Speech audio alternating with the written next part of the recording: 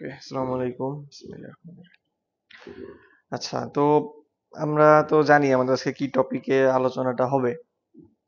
আচ্ছা, এখন ফার্স্টে আমরা আবুল মনসুর আহমেদ সম্পর্কে একটু জেনে বা তার পলিটিক্যাল ক্যারিয়ারের কিছু পয়েন্টের উপর আমরা আলোকপাত করব। তার পলিটিক্যাল শিফটগুলা সেটা আমাদেরকে বুঝতে সাহায্য করবে যে উনি আসলে কি বলতে চাইছেন। তো আবুল মনসুর আহমেদ 1898-তে জন্ম। এরপরে তার মানে উনি কাজী নজরুলদের সমসাময়িক। যাই হোক, তো উনি খিলাফত আন্দোলন পাইছে ওনার একদম ইয়ং এজে। উনি চিত্তরঞ্জন দাস, সিআর দাসের সাথে পলিটিক্স করছে, মানে ওনাদের বেঙ্গল প্যাক্টের সমর্থক ছিল।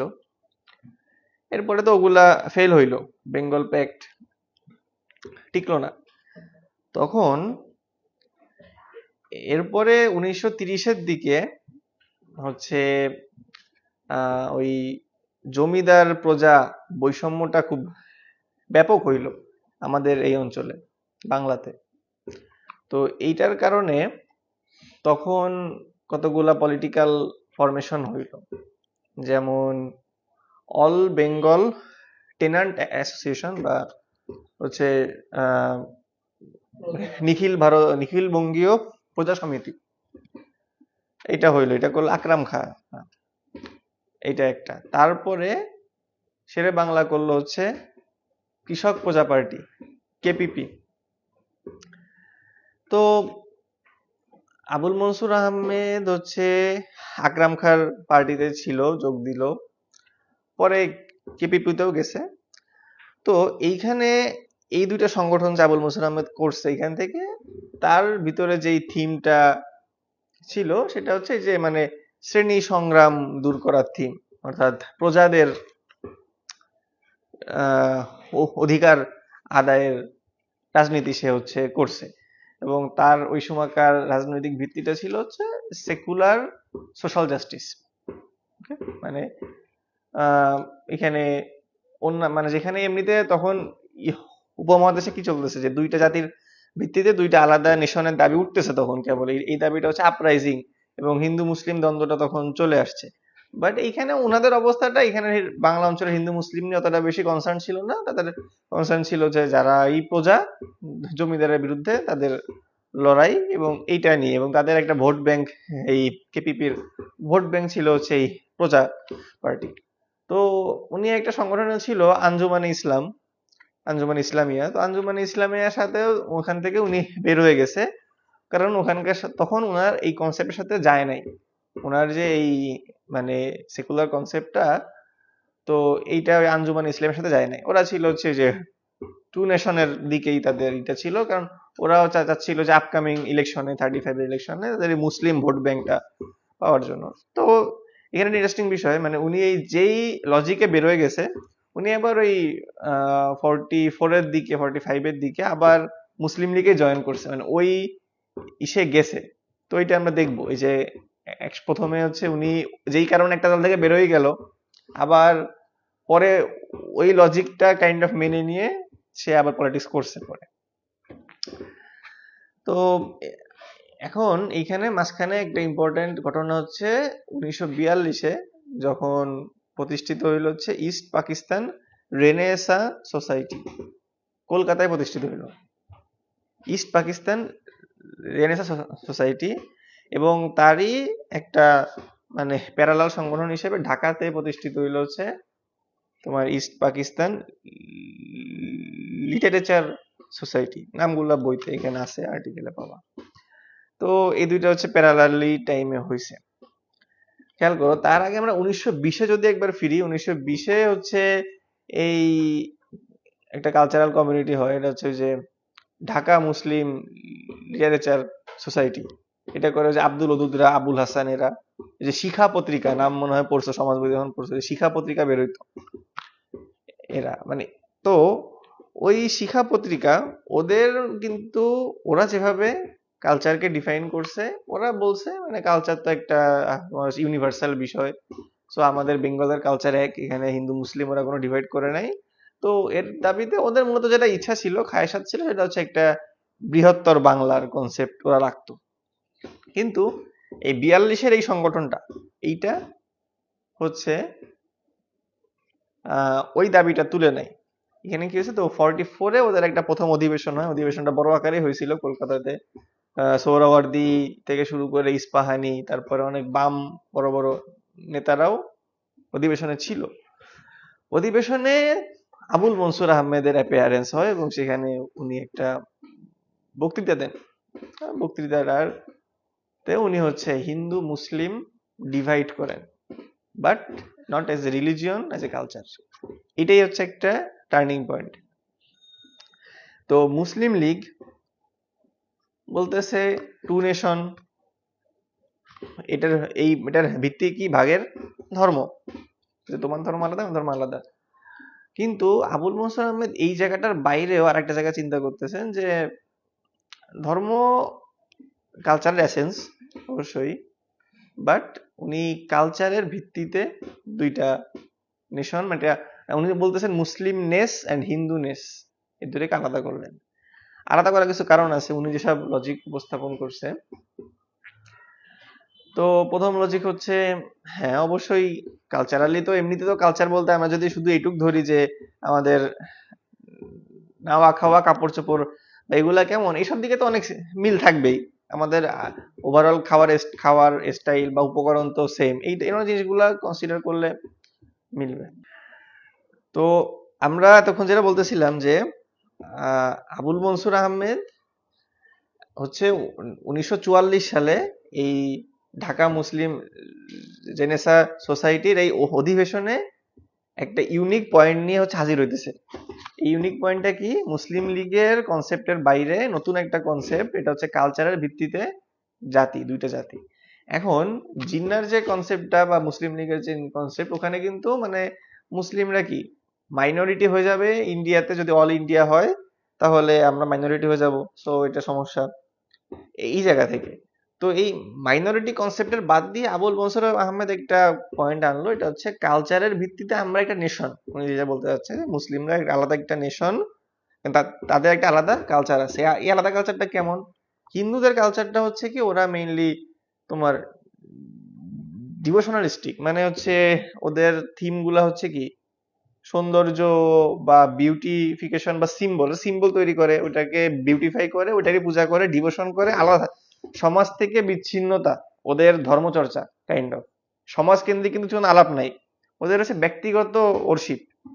কিন্তু ইসলামের কিন্তু সেটা না, ইসলাম সমাজ নিয়ে কনসার্ন, সমাজের প্রতি তার একটা, সমাজের একটা কাঠামো আছে, তার একটা সে আছে, সমাজ কাঠামো কেমন হবে ইসলামের এই বিষয়। তার মানে ইসলামের এখানে দুইটা কনসেপ্ট পাওয়া যাচ্ছে, একটা হচ্ছে যে সোশ্যাল জাস্টিস এন্ড ইকুয়ালিটি, এই কনসেপ্টটা খেয়াল করো, এটা এই পয়েন্টটা মাথায় নাও, এই কনসেপ্টটা ইসলামে আছে। তো তার মানে ইসলামে আর্ট হচ্ছে আর্ট ফর সোসাইটির সেক, মানে সমাজের জন্য, তাদের তাদের যে আর্ট বা শিল্প মানে সাহিত্য সবকিছু উৎপাদনটা সমাজের জন্য। বাট হিন্দুদের ওখানে এই শিল্প সাহিত্য মানে ইন জেনারেল সংস্কৃতি যেটা, ওইটা সমাজের জন্য কিন্তু তৈরি হয় না, এটা বোঝাতে যাচ্ছে। তার মানে আমাদের দুইটা নেশনের কালচারালি অনেক ডিফারেন্স আছে, এক আর্গুমেন্ট উনি করলো। এখন একই সাথে উনি এই কালচার দিয়ে এই বেঙ্গলি নেস বা বাঙালি জাতীয়তাবাদের যে থিমটা আছে, এটাকে উনি ক্রিটিক করছে। বাঙালি জাতীয়তাবাদ মানে যেটা হিন্দু জেনেসা থেকে শুরু হইলো 1880-র দিক থেকে, পরপর বঙ্কিম, বিদ্যাসাগর, এদের দিয়ে রবীন্দ্রনাথ বা পরে শরৎ, এই সিলসিলাটা, বা এর থেকে যারা ওই কলকাতার এলিট বা ভদ্রলোক সমাজ, ওদের কেউ ক্রিটিক করতেছে কিভাবে, কারণ ওদের যে ল্যাঙ্গুয়েজের ভিত্তিতে বাংলা এক করার প্রস্তাবনা, এটা তো জানো যে ল্যাঙ্গুয়েজ ওরা চাইছে, হ্যাঁ ঠিক আছে বাংলা ভাষা যারা আছে সব এক হবে, একটা আলাদা অঞ্চল হবে। এটা সুইটেবল না, কারণ কি, কারণ প্রথমত ওদের সাহিত্যে মুসলিম সমাজের কোনো আলাপ নাই, কোনো মুসলিম সাহিত্যিকও নাই প্রমিনেন্ট। তারপরে হচ্ছে ওরা আমাদের এই বাংলা ভাষা থেকে আরবি ফার্সি শব্দ কেটে নিজেদের মতন ভাষা বানাইছে। আর ওদের কালচারাল সেন্টারটা এবং পুরো কালচারাল কেন্দ্রটা হয়ে গেছে কলকাতা, বাট পুরো বাংলাতে আরো অনেক অঞ্চল আছে, ওইখানে কিন্তু ওই মানে কোনো কালচারাল আলাপ বাগুলা খুব বেশি বিকশিত হয়নি। তাহলে এই অবস্থায় আমরা ওদের আন্ডারে ওইভাবে ওই বেঙ্গলি নেশার ভিত্তিতে আমরা হচ্ছে তোমার হচ্ছে বৃহত্তর বাংলা করতে পারি না, আমরা পাকিস্তানি করব। আবুল মনসুর আহমদ কিন্তু পাকিস্তানি বলতেছে, খেয়াল করো, বৃহত্তর বাংলা বলতেছে না। কিন্তু আবার সেম টাইমে মুসলিম লীগের যে আলাপটা, যে টু নেশন বা হচ্ছে টু নেশন ভিত্তিতে পাকিস্তান, সেখানে দুইটা পাকিস্তান এক থাকবে পূর্ব পশ্চিম। বাট আবুল মনসুর বলছেন না, আমরা পাকিস্তান চাচ্ছি এজ এ কালচার, তো এখন যেহেতু কালচার পাকিস্তানের মানে পশ্চিমের সাথে আমাদেরও ডিফারেন্ট, তাহলে আমরা হচ্ছে বাংলা আলাদা একটা পাকিস্তান হবে, মানে ইস্ট পাকিস্তান একটা আলাদা হবে, এটা ওনার সেই ছিল। তার মানে উনি এট এ টাইমে মুসলিম লীগের সাথেও ক্লাসে আছে, আবার ওদিকে বাঙালি জাতীয়তাবাদ বা ওই থিমটা হিন্দু রেনেসাঁ থিমের সাথেও ক্লাসে আছে। এই দুইটা জায়গার থেকে মানে মাঝামাঝি হচ্ছে উনি একটা অবস্থান নিছে। তো উনার অবস্থানের সাথে ওই আবার ওই উনার ওই যে বললাম উনি করতে হচ্ছে কৃষক প্রজা পার্টি বা প্রজাদের নিয়ে যে রাজনীতিতে এইটাতে যুক্ত ছিল। তো এইটার কনসেপ্ট কি বলতো, এটাতে তারা কি চায়, ওই যে হ্যাঁ হ্যাঁ, তার মানে কি social equality and justice. And সেই ইসলামের কোন জিনিসটা নিচ্ছে এজ এ কালচার, কোন থিমটা, সোশ্যাল, যে জাস্টিস এন্ড ইকুয়ালিটি, এটা। তো এইখানে হচ্ছে ওই সংযোগটা সে ওইটাই মিলাইছে। তো আমাদের এখনকার সমাজে এটা অবশ্য খুবই প্রচলিত, ওই যে এটা এটা অবশ্য একটা লিঙ্কেজ, মানে ওই যে ইসলামের সাথে যারা মার্কসিজম মিলাইতে চায় ওই লিঙ্কেজটা পায় এখানে। কারণ ওরা ইসলামকে রিলিজিয়ন আকারে পাঠ করে না, ইসলামের হচ্ছে অর্থোডক্সি সবকিছু সরাই দিয়ে ওরা জাস্ট ওই কালচারাল এসেন্সটা নেয়। কালচারাল এসেন্সটা নিয়ে ওই যে জাস্টিস ইকুয়ালিটিটা আনতে পারে, এনে বলতে হ্যাঁ ঠিক আছে আমাদের সংগ্রামটা ওই যে শ্রেণী সংগ্রাম, ঠিক আছে, আমরা ওই ছকে ফেলে আর কি। ঠিক আছে, এই ছকে ফেলে একটা সুন্দর জিনিস হয় আর কি, ওই যে কি বলে ইসলামী বামপন্থ মানে ইসলামিক কমিউনিস্ট তৈরি হয়। আর এখনকার সমাজে সেটা পোস্ট ইডিওলজি বা নদিয়ার ইসলাম আকারও হাজির হয়। ওইটারই একটা বিকৃত ফ্র্যাকশন। মনসুর যেই এটা বুঝাইতে যে হচ্ছে এটা দিছে, তোমার অ্যানালজি দিছে, অ্যানালজিটা হচ্ছে ধর্ম হচ্ছে সিড মানে বীজ, আর কালচার হচ্ছে ট্রি। তো সিড তো হচ্ছে মানে বাউন্ডারি এর বাইরেও যেতে পারে, মানে এটা কোনো জিওগ্রাফিক্যাল বাউন্ডারি নাই, ছড়াইতে পারে।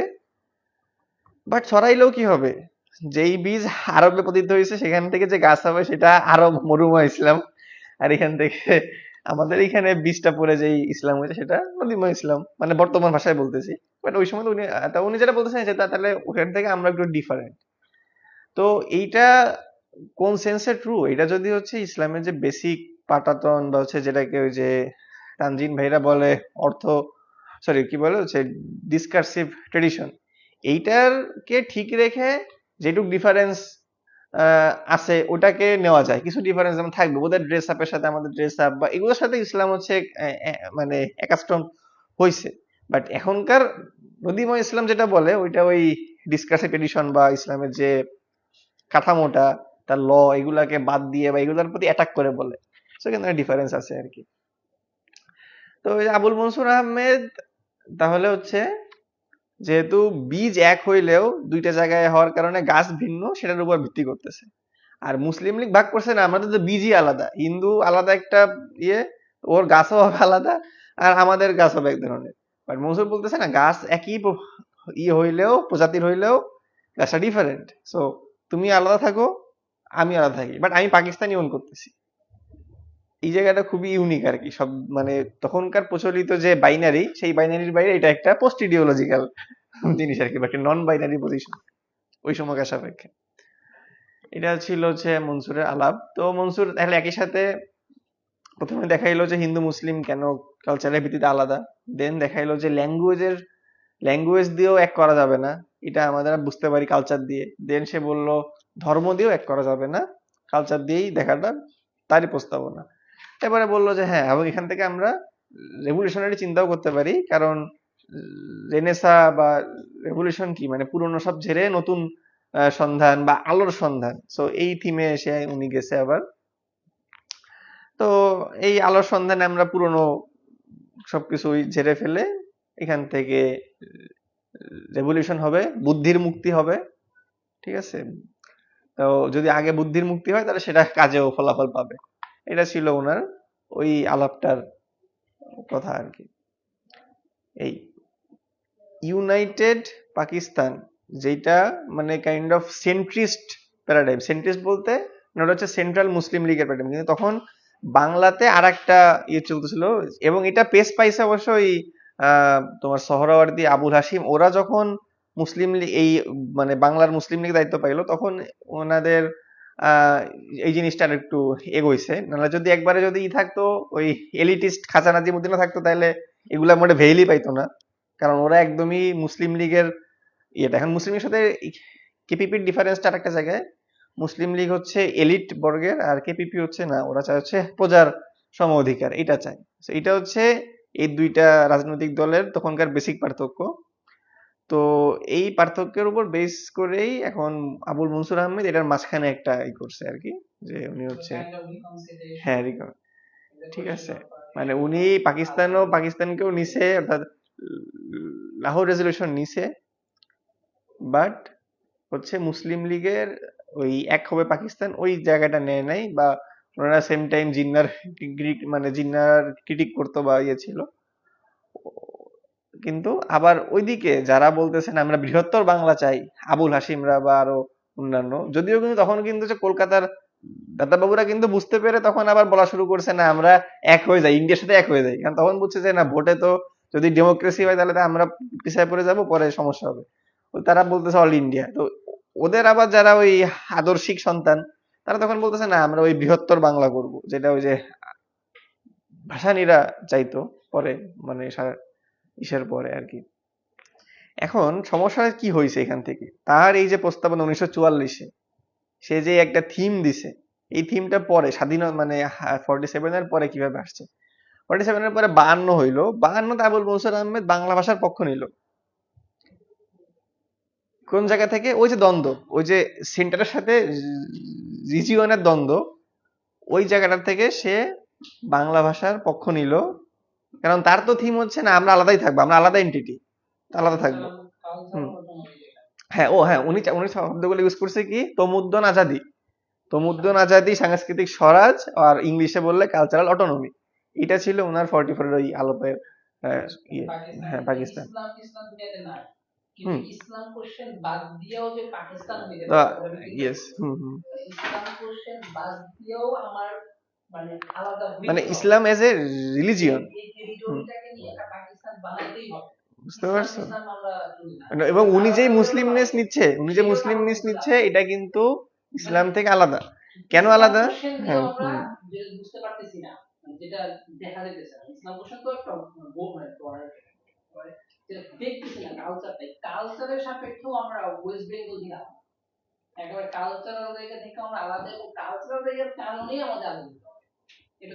এটা হ্যাঁ, এখানে যদিও উনি রিলিজিয়ন বাদ দিচ্ছে, তবে আমরা যদি বেঙ্গলি ওই যে যারা বাঙালি জাতীয়তাবাদের ক্রিটিকে বা ওই ক্রিটিকের জন্য আবুল মনসুর আহমেদকে ইউজ করা যায় ভালোভাবে, বাট ওনার যে সমস্যা যেটা করছে সেটা হচ্ছে যে মুসলিমনেসটা মানে ইসলামের রিলিজিয়াস পার্টের সাথে পুরো আলাদা করে ফেলছে। ওনার কথা হচ্ছে ওকে, উনি যদি নাস্তিকও হয় তাহলে মুসলিম মুসলিম নাস্তিক। এটাও বলতেছে যদি ভারতে সবাই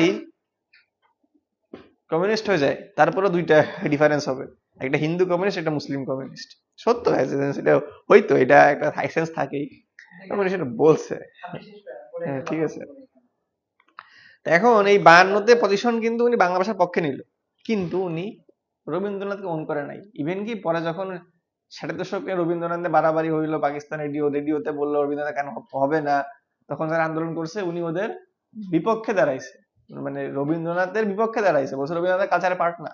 যারা এটা বলতেছে ওদের বিপক্ষে বলছে। তাহলে আবার এটা কেন বললো, বাংলা ভাষারও পক্ষে নিতেছে ওদিকে, তাহলে ওনার পজিশনটা এখানেও খুব ইউনিক আর কি। উনি রবীন্দ্রনাথ বা ওদিককার ওই হিন্দু রেনেসার দিকে যায় নাই, আবার এদিকে উনি চাইছে যে রিজিওনাল ভাবে এইখানে মুসলিম দেশের উপর ভিত্তি করে পাকিস্তান হোক। এবং যখন 71 হইলো এবং 71-এ আমার সোনার বাংলা হইলো, উনি এটাকে দেখছে হচ্ছে বিট্রিয়াল হিসেবে। এটা লাহোর রেজলিউশনের সাথে বিট্রিয়াল, এটা হচ্ছে বিষয়। তো উনি যেই 44-এ যেটা বলতেছিল ওই থিমটা হইলো, বাট সেটার দখলে নিল হচ্ছে বাঙালি জাতীয়তাবাদীর 71-এ। ঠিক আছে, মানে এই যে একটা জার্নি, মানে মুসলিম লীগের দখল থেকে বা একটা সেন্ট্রিস্ট পজিশন থেকে রিজিনাল পজিশন, যেটা দখল আসলে বাংলা জাতীয়তাবাদ, এইটা যে হইলো, এইটার দায় এক হিসেবে আবুল মনসুর আহমেদের উপর দিয়েও যায়। কারণ উনি এই মাঝখানের রাস্তাটা বিল্ড আপ করে দিছে, কাইন্ড অফ। এবং এই বিল্ড আপ করে উনি নিজেও রাস্তা রাখতে পারে নাই, মানে এখানকার বাংলাদেশটা ওই পাকিস্তান, মানে ওই যে লাহোরাইজেশনকে ওন করে হয় নাই, কিন্তু যা হয়েছে সেটা একটা, মানে আমাদের পুরো ইসলাম বিদ্বেষী একটা জিনিস হয়ে গেছে। এটাই আর কি বিষয় ছিল। তো হ্যাঁ, এরপর আবার যখন আমরা যদি বলি যে তাহলে বাংলাদেশি জাতীয়তাবাদটা কি এই ওই তার সেটাকে আবার রিপ্রেজেন্ট করে কিনা, আমার মনে হয় কিছুটা করে। মানে বাংলাদেশি জাতীয়তাবাদ পরে আবার যে গ্রো করছে 75 এর পরে, তো এইটা তার ওই থিমটাকে গ্রো করে, মানে কাইন্ড অফ নেয় যে বাংলাদেশ জাতীয়তাবাদ যেহেতু ওই মুসলিম নেসের দিকটা বিবেচনা করে সবাইকেই শরিক করতে চায়, আমরাও যেটা এখন চাচ্ছি শরিকানা রাজনীতি, সবাইকে শরিক করতে চাচ্ছি। আমার আমার মুসলিম সাবজেক্টিভিটি থাকবে, তবে হ্যাঁ অবশ্যই একটা ডিফারেন্স আছে। ওখানে আবুল মনসুর আহমেদের সেখানে যেখানে যে মুসলিমরা ছিল, ওখানে রিলিজিয়নের পার্ট নেই, সেটা ওই মার্কসিয়ান ছকে কাটা ইসলাম। বাট আমরা সেটা বলতেছি না, আমরা বলতেছি না আমি আমার সত্তানে থাকবো, তুমিও তোমার সত্তানে থাকবা, শরিকানা হবে, সংহতি হবে, আমরা ওভারঅল বাংলাদেশকে টিকায় রাখবো। বাংলাদেশ জিন্দাবাদ।